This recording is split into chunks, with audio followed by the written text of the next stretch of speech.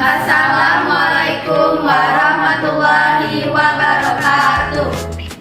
Kami dari kelompok 4. Di sini kami akan menampilkan hasil presentasi dari kelompok kami yang akan memenuhi tugas ujian akhir semester pada mata kuliah Bahasa Indonesia dengan dosen pengampu Ibu Dr. Sofia Rahmawati, SPD MPD. Selamat menyaksikan.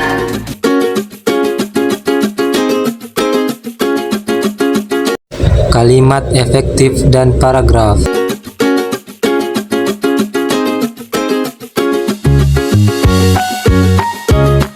Kalimat efektif.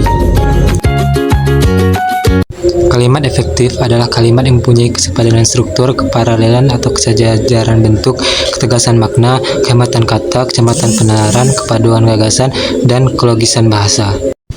Ciri-ciri kalimat efektif: yang pertama, keutuhan; yang kedua, kesejajaran; yang ketiga, kefokusan; yang keempat, kehematan;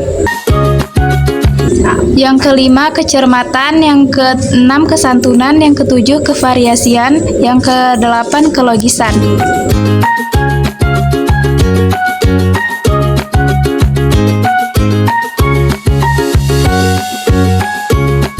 Paragraf.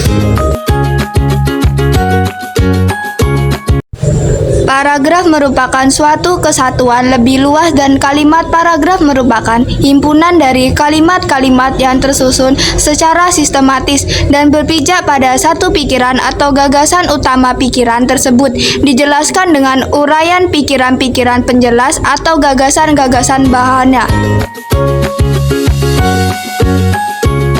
Fungsi paragraf. Fungsi paragraf. Yang pertama, paragraf pembuka berfungsi mengantarkan pembaca pada topik utama tulisan. Bagian ini harus menarik perhatian dan menyiapkan pembaca terhadap isi tulisan. Fungsi yang kedua yaitu paragraf penghubung. Berada di antara paragraf pembuka dan penutup. Isinya menjelaskan inti atau pokok persoalan secara logis dan teratur.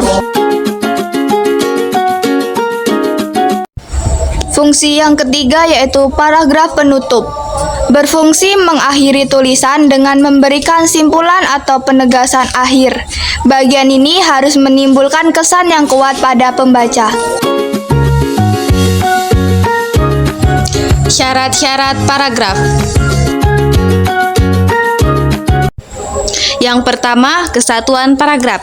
Ialah kondisi di mana semua kalimat dalam satu paragraf hanya berfokus pada satu gagasan utama atau tema tunggal.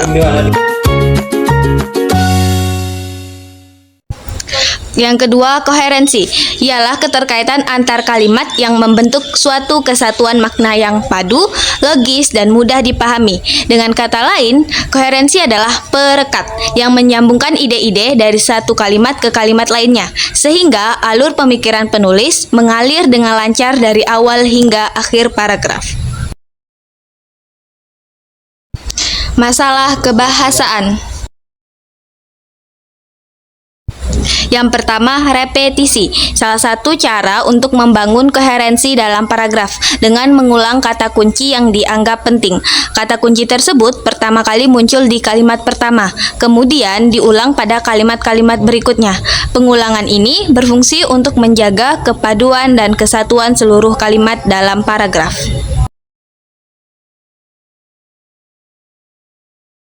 2. Kata ganti. Ialah alat dalam bahasa yang digunakan untuk menghindari pengulangan kata, terutama nama orang, benda, atau hal yang disebut anteseden dalam konteks yang sama. Pengulangan yang tidak perlu dapat membuat paragraf terasa membosankan dan tidak lancar. Yang ketiga, kata transisi yang berfungsi sebagai penghubung antar gagasan, kalimat, klausa, atau paragraf. Penggunaannya membantu menjalin hubungan yang lancar dan logis, sehingga memudahkan pemahaman pembaca. Macam-macam kata frasa transisi. 1. Menambah. 2. Menyatakan pertentangan. 3. Membandingkan. 4. Menyatakan akibat atau hasil. 5. Menyatakan tujuan. 6. Menegaskan atau memberi contoh. 7. Menyatakan waktu. Dan yang terakhir, menyatakan tempat.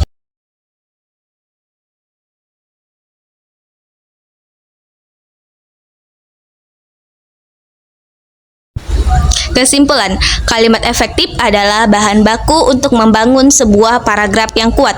Tanpa kalimat yang efektif, paragraf akan sulit dipahami, bertele-tele, dan tidak meyakinkan.